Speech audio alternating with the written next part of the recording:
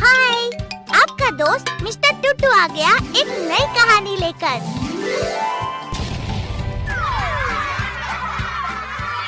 ये कहानी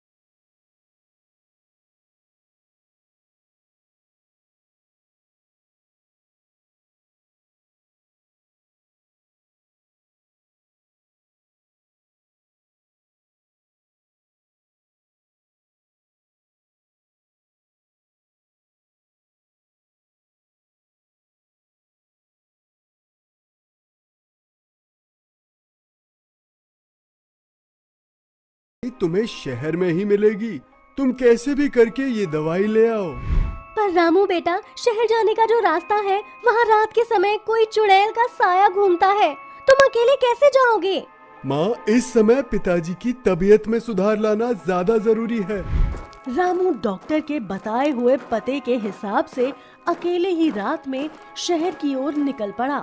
गांव से शहर जाने का सिर्फ एक ही रास्ता था और उस रास्ते पर रात के समय में चुड़ैल घूमा करती थी। गांव का कोई भी व्यक्ति रात के समय उस रास्ते से नहीं गुजरता था, पर रामू अपने पिता की जान के खातिर उस रास्ते पर अकेले ही जाने लगा। ये रास्ता तो बेहद सुनसान है, मैं अकेले कैसे जा पाऊंगा? पर मुझे अपने पापा की खातिर जाना ही होगा। रामू के दिल में डर भी था, पर उसके मन को बार बार यही बात सता रही थी कि उसे अपने पिता की जान बचानी है, और इसी चिंता की वजह से रामू तेजी से दौड़ते हुए अपने कदमों को शहर की ओर बढ़ा रहा था।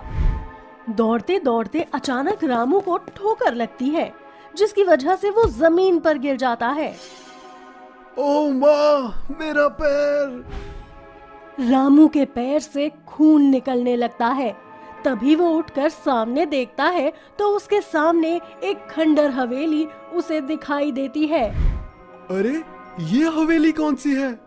कितनी डरावनी है ये हवेली। इस हवेली को तो मैंने आज तक नहीं देखा। फिर ये यहाँ कैसे आ गई?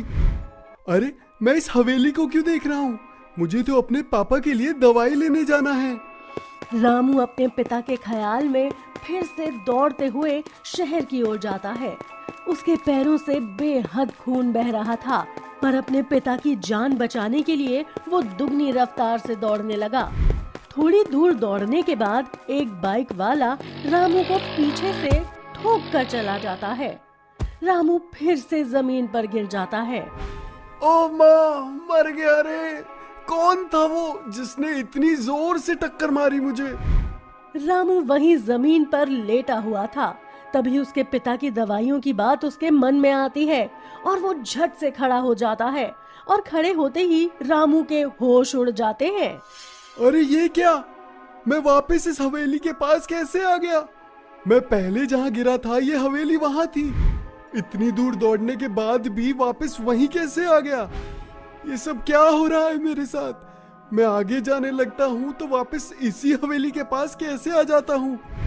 लगता है यहाँ कोई शैतानी साया है जो मुझे आगे बढ़ने नहीं दे रहा। हे बालाजी, मेरी सहायता करिए। मेरे पिता की तबीयत बेहद खराब है, मुझे इस मुसीबत से बचाइए। रामू हनुमान जी को याद करके फिर से शहर की ओर निकल पड़ता है। थोड़ी दूर पहुंचने के बाद अचानक रामू के सामने एक चुड़ैल आ जाती है। रामू उस चुड़ैल को देखकर काफी डर जाता है। आज कितने महीनों के बाद मैं किसी इंसान की बलि दूंगी। ए इंसान, आज मैं तेरी बलि देकर और भी जवान हो जाऊंगी। अरे, लगता है ये वही चुड़ैल है जिसने हमारे गांव में कई मासूम लोगों को मारा है। अगर मैं यहाँ से पीछे भागूं तो मेरे पिता की जान को खतरा है, और अगर आगे भागूं तो मेरी जान को खतरा है। अब मैं क्या करूं? रामू पूरी तरह से उलझ गया था। उसे कुछ समझ ही नहीं आ रहा था कि वो क्या करे। उसके मन में बस उसके पिता का ख्याल ही आ रहा था कि वो किसी तरह बस शहर चला जाए, पर इस चुड़ैल ने उसका रास्ता रोक रखा था। रामू वहीं सड़क पर अपने घुटने टेक कर बैठ जाता है और हाथ जोड़कर उस चुड़ैल से कहता है, ए चुड़ैल, मैं तेरे सामने हाथ जोड़ता हूँ, मुझे जाने दे, मैं बेहद परेशान हूँ। बहुत समय हो गया था किसी को अपने सामने ऐसे गिड़गिड़ाता हुआ देखे। रामू रोते रोते उस चुड़ैल से विनती करने लगा, मिन्नतें करने लगा, पर वो चुड़ैल तो आखिर एक शैतान थी। उसे इंसानी दर्द के बारे में क्या पता। वो रामू का रास्ता रोककर वहीं डटी रही। ए हनुमान जी, अगर आज मैं आगे गया तो इस चुड़ैल के हाथों मारा जाऊंगा। अगर मैं मर गया तो मेरे बीमार पिताजी का ध्यान कौन रखेगा? कौन उनकी जान बचाने के लिए शहर से दवाई लाएगा? रामू वहीं हनुमान जी को याद करके रोने लगा। तेरे ये रोने धोने से कुछ नहीं होगा, आज तुझे मरना ही है। मैं तेरी बलि चढ़ाकर अपने आप को और भी जवान करने वाली हूँ। बालाजी महाराज, मेरी मदद करिए, मुझे इस चुड़ैल के हाथों से बचा लीजिए। रामू डरते हुए रोते रोते बालाजी महाराज को याद करने लगा। जोर जोर से हनुमान चालीसा पढ़ने लगा। वो चुड़ैल ये सुनकर घबराने लगी। तभी चुड़ैल ने रामू को एक खंजर फेंक मारा। रामू बुरी तरह से जख्मी हो गया था। वो दर्द के मारे तड़पने लगा, पर दर्द को सहन करते उसने हनुमान चालीसा पढ़ना नहीं छोड़ा। वो पूरी श्रद्धा से हनुमान जी को याद करने लगा। आज तो तू गया, तुझे मैं नहीं छोड़ूंगी। तभी एक विशाल रोशनी उस सड़क पर आ गिरती है। अरे ये रोशनी कैसी है? ये कहाँ से आ रही है? चुड़ैल उस रोशनी को देखकर पीछे सरक जाती है। तभी वो रोशनी अचानक गायब हो जाती है। फिर रामू उस चुड़ैल की ओर देखने लगता है। तभी उसके सामने साक्षात हनुमान जी प्रकट हो जाते हैं और हनुमान जी उस चुड़ैल का वहीं सर्वनाश कर देते हैं। बालाजी महाराज, आपने मुझे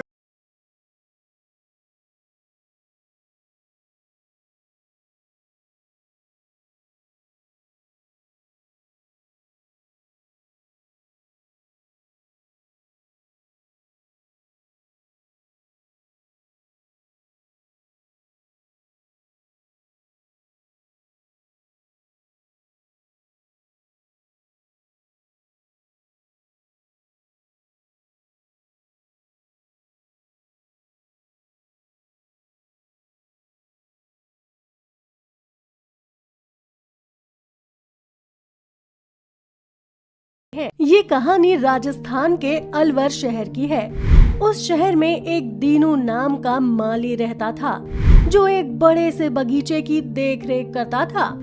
दीनू का एक लड़का भी था, जिसका नाम राजवीर था, लेकिन दीनू उसे प्यार से राजू बुलाता था। दीनू जब भी काम पर जाता था, राजू को भी अपने साथ ले जाया करता। एक दिन दीनू पौधों में पानी दे रहा था। तभी वो अचानक राजू से पूछता है, राजू, क्या तुम्हें यहाँ काम करके अच्छा लगता है? नहीं बाबा, मुझे यहाँ बिल्कुल भी अच्छा नहीं लगता। लेकिन बेटा, यहाँ काम करके हमें पैसे मिलते हैं, जिससे हमारे परिवार का गुजारा होता है। अब अच्छा लगे या ना लगे, काम तो करना ही पड़ेगा। जी पिताजी। रात हो जाती है। राजू और उसके पिता घर जाने लगते हैं। रास्ते में राजू का पिता बेहोश हो जाता है। ये सब देखकर राजू घबरा जाता है और रोने लगता है। राजू को रोता देख आसपास के लोग उसकी मदद करने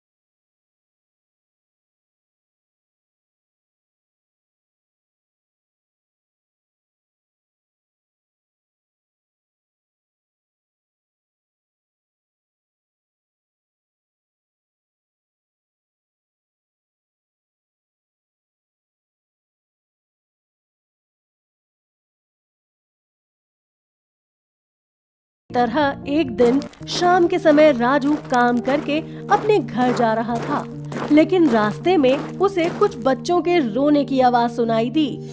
हे भगवान, ये आवाज तो उस तालाब के अंदर से आ रही है। चलो चलकर देखता हूँ, कहीं देर ना हो जाए। इतना कहकर राजू तालाब के पास जाता है। वहाँ वो 3 बच्चों को तालाब में डूबता हुआ देखता है। वो जल्दी से बिना कुछ सोचे समझे तालाब में छलांग लगा देता है। फिर वो एक एक करके तीनों बच्चों को सुरक्षित निकाल लेता है। अरे बच्चों, तुम सब ठीक तो हो ना? हाँ, हम ठीक हैं। लेकिन तुम लोग इतनी शाम को यहाँ कर क्या रहे थे? हम सब तो यहाँ आपके लिए आए थे राजू भैया। मेरे लिए? तुम्हें मेरा नाम कैसे मालूम? तभी तालाब में बहुत उजाला हो जाता है और उसमें से एक बहुत बड़े आदमी निकलते हैं, जो देखने में बिल्कुल एक देवता जैसे दिखाई दे रहे होते हैं। वो बड़ा आदमी राजू से बोलता है, मैं जल देवता हूँ राजू। मैं कई दिनों से ये देखना चाह रहा था कि इस धरती पर इंसानियत है या नहीं। इन बच्चों को मैंने ही अपने जादू से बनाया है। कई लोगों ने इन बच्चों की आवाज सुनी, लेकिन इन्हें बचाने नहीं आए। एक तुम ही हो जो इन्हें बचाने चले आए। अरे नहीं, ये तो मेरा फर्ज था। मेरी माँ कहती है कि हमें हमेशा एक दूसरे की मदद करते रहना चाहिए। तुम्हारी माँ सही बोलती है, लेकिन आज मैं तुमसे बहुत खुश हूँ। तुम्हें जो चाहिए तुम मुझसे मांग सकते हो। क्या आप मेरे बाबा को ठीक कर सकते हैं? हाँ हाँ, क्यों नहीं।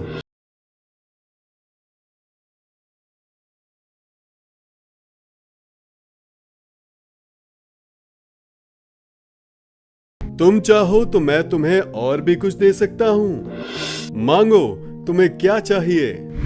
आपने मेरे बाबा को ठीक कर दिया है, अब मुझे और कुछ नहीं चाहिए। मैं तुम्हारी ईमानदारी से बहुत खुश हूँ, इसीलिए मैं तुम्हें कुछ दे रहा हूँ। इतना कहकर जल देवता उन तीनों बच्चों को सोने का बना देते हैं। इन 3 जादुई सोने के बच्चों को तुम अपने साथ घर ले जाओ। इनसे तुम जो मांगोगे तुम्हें वो मिल जाएगा। लेकिन एक बात याद रखना, जब भी तुम इनसे कुछ मांगो, तीनों से एक साथ मांगना। अगर किसी एक या किसी 2 से मांगोगे तो तुम्हें कुछ नहीं मिलेगा, क्योंकि इनकी शक्तियाँ एक साथ होने पर ही काम करती हैं। लेकिन ये सब तो बहुत बड़े हैं, मैं अकेला इन्हें घर कैसे लेकर जाऊंगा? तुम इनसे बोलो कि ये अपना आकार छोटा कर लें। हे जादुई सोने के बच्चों, तुम अपना आकार छोटा कर लो, जिससे मैं तुम्हें अपने घर ले जा सकूं। जैसी आपकी आज्ञा मालिक। इतना कहकर तीनों जादुई सोने के बच्चे अपने आकार को छोटा बना लेते हैं। तब राजू उन सभी को अपने झोले में डाल लेता है। फिर वो जल देवता को नमस्कार करके अपने घर की ओर बढ़ता है। घर पहुंचने पर उसकी माँ उससे पूछती है, बेटा, आज इतनी देर कैसे हो गई? सब ठीक तो है ना? हाँ माँ, सब ठीक है। लेकिन बेटा, तुम इतना भीग कैसे गए? फिर राजू अपनी माँ को सारी बातें बताता है और फिर वो अपने पिता को देखता है, जो अब बिल्कुल ठीक होते हैं। धन्य हो जल देवता, हमारा परिवार आपके इस उपकार को हमेशा याद रखेगा। माँ, बहुत जोर से भूख लगी है, कुछ खाने को ले आओ। हाँ मेरे बच्चे, अभी लाती हूँ। माँ रुको, मैं इन 3 जादुई सोने के बच्चों से खाना मांगता हूँ। इतना कहकर राजू उन 3 जादुई सोने के बच्चों को नीचे रखकर बोलता है, हे जादुई सोने के बच्चों, हमें बहुत जोरों से भूख लगी है। हमारे परिवार के लिए अच्छे अच्छे पकवान मंगवा दो। जैसी आपकी आज्ञा मालिक। इतना कहकर तीनों जादुई सोने के बच्चे अपने अपने जादू से राजू के परिवार के लिए खीर, पूरी, सब्जी और कई तरह की मिठाइयाँ ला देते हैं और राजू का परिवार खुशी खुशी भोजन कर लेता है। अब राजू का परिवार अमीर हो जाता है। उन लोगों के पास किसी भी चीज की कोई कमी नहीं रहती और राजू हमेशा ही सबकी मदद करता रहता है। मैं तो बताना भूल ही गया। ये कहानी आपको अच्छी लगी तो वीडियो को लाइक, कमेंट और शेयर कर दो। अच्छा, फिर आऊँगा एक नई कहानी के साथ।